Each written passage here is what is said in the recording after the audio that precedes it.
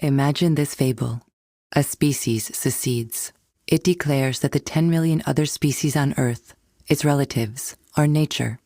Namely, not beings but things, not actors but the setting, resources at hand. One species on one side, 10 million on the other, and yet one family, one world. This fiction is our heritage.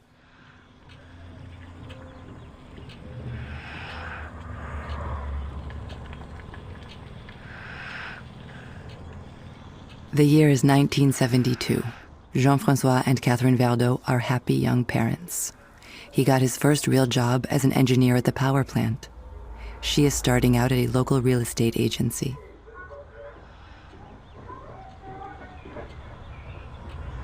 They bought this house off plan. Jean-François' stable, well-paying job meant they could borrow easily, and with his wage indexed to inflation, they could pay off the mortgage in no time. They are the first in their families to own property, and their parents are proud.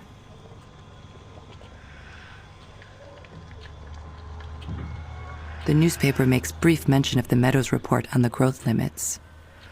A year from now, the first oil crisis will hit, and Jean-François will congratulate himself on choosing the nuclear industry instead of the job he was offered with the petrol company Shell.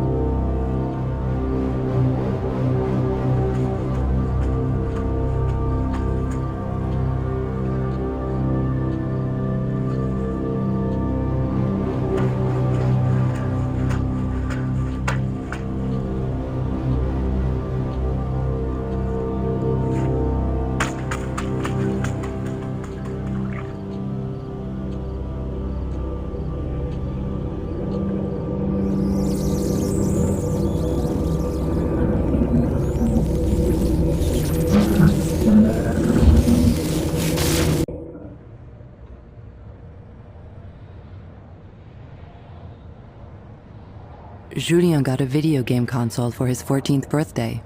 It's great to have a father who loves new technology. There is no stopping progress. If Jean-François had accepted the job at Shell, he would now be part of a scientific committee working in secret on a report investigating the impact of fossil fuels on global warming and its catastrophic future consequences. This confidential report will not come to light for another 20 years.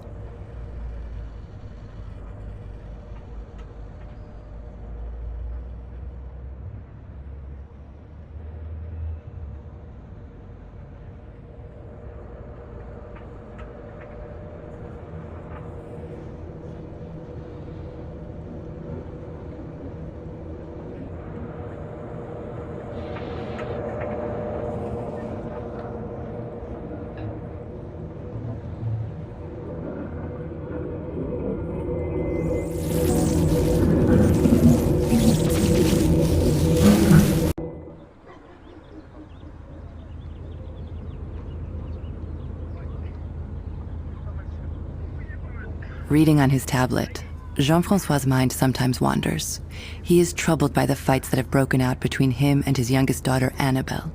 As a doctor in marine biology, Annabelle never misses an opportunity to castigate his generation and men in power in general. Dad, the doctrine of infinite growth is a failure.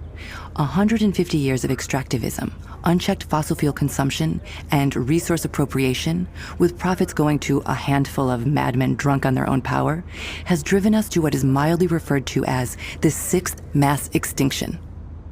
Extinction, as though it's an accident. Nothing, or basically nothing, has been done, despite all the warnings since 1972, the year I was born.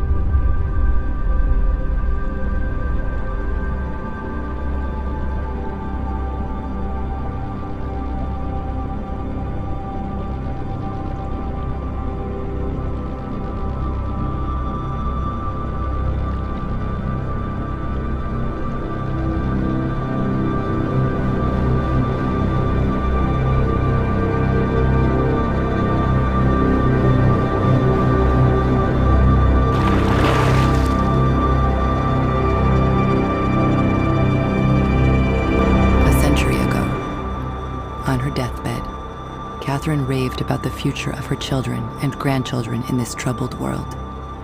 This world we share with 10 million other species. This world where a fraction of the human race once dominated. But now we have entered a time of humility. A time of respect, admiration, and even fear of the forces that are beyond us, but to which we are so closely tied. We have entered the age of the monster.